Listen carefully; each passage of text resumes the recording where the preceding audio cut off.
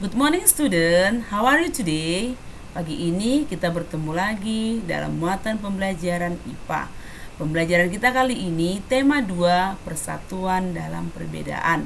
Subtema 3, bersatu kita teguh.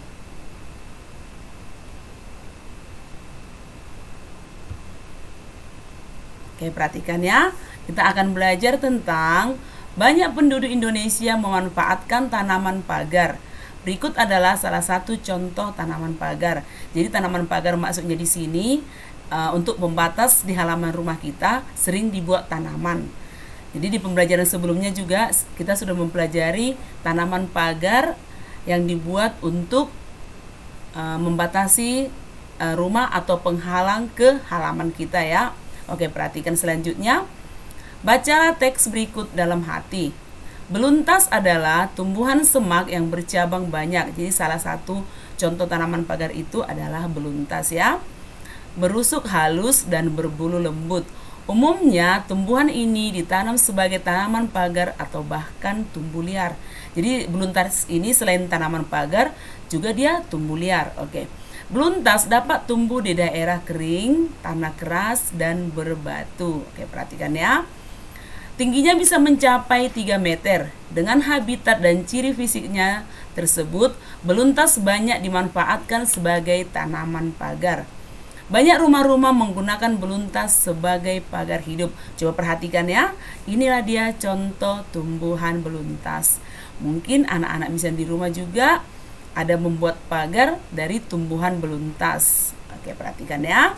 Jadi tumbuhannya juga sebetulnya sangat baik selain untuk tanaman penghijauan juga atau untuk kelestarian lingkungan, dia juga bermanfaat sebagai pagar atau tanaman pagar sering disebut ya. Oke, perhatikan. Selain tumbuhan, hewan juga berguna bagi kehidupan manusia. Bacalah teks berikut, kamu akan mendapat informasi manfaat suatu hewan terkait habitatnya. Oke, perhatikan ya. Tadi setelah kita mempelajari tumbuhan, sekarang kita akan mempelajari hewan.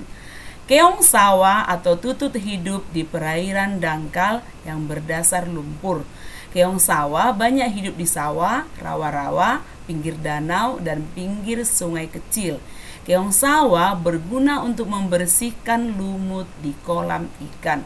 Mungkin anak-anak Miss juga udah pernah lihat keong sawah ya. Jadi dia ini berguna untuk membersihkan lumut di kolam ikan. Oke, perhatikan. Ini dia contohnya. Keong membersihkan lumut atau rumput yang biasanya tumbuh mengambang di atas air. Inilah dia ya. Mungkin anak laki-laki nih yang bermain di air sering mendapatkannya. Oke, perhatikan selanjutnya. Bacalah informasi berikut. Manfaat hewan bagi manusia dan lingkungan.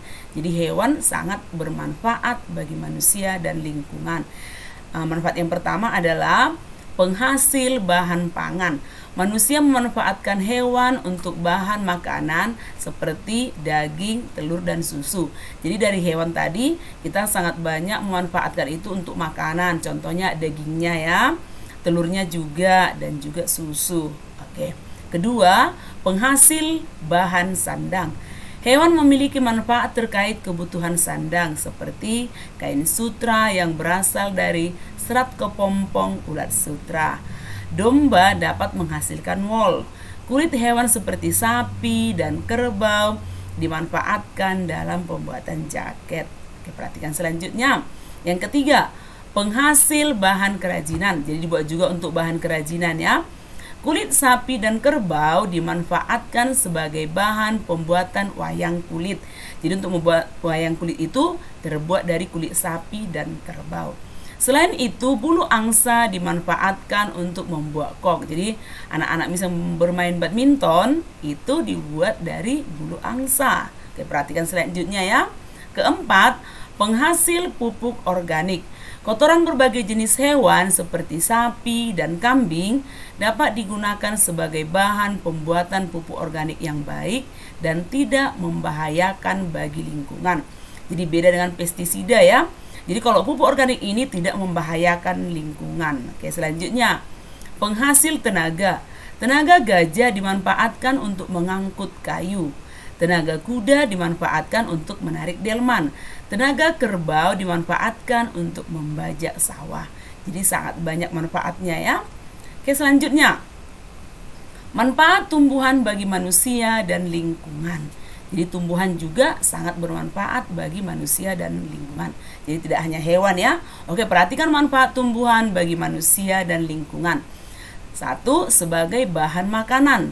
2. Bahan sandang. 3. Bahan bangunan. 4. Bahan obat. 5. Bahan baku industri. 6. Bahan pewarna alami. 7. Menjaga kualitas air. Jadi itulah pembelajaran kita kali ini, manfaat tumbuhan dan hewan bagi manusia. Oke, perhatikan selanjutnya ya, tugas. Tuliskan manfaat hewan bagi manusia dan lingkungan. Yang kedua, tuliskan manfaat tumbuhan bagi manusia dan lingkungan. Jadi kalau ada penjelasan ini yang kurang paham, boleh dibaca kembali buku kita tema 2. Atau kalau kurang paham, boleh di WA secara pribadi ke WA pribadi saya. Oke? Sampai di sini pembelajaran kita kali ini. See you again, student.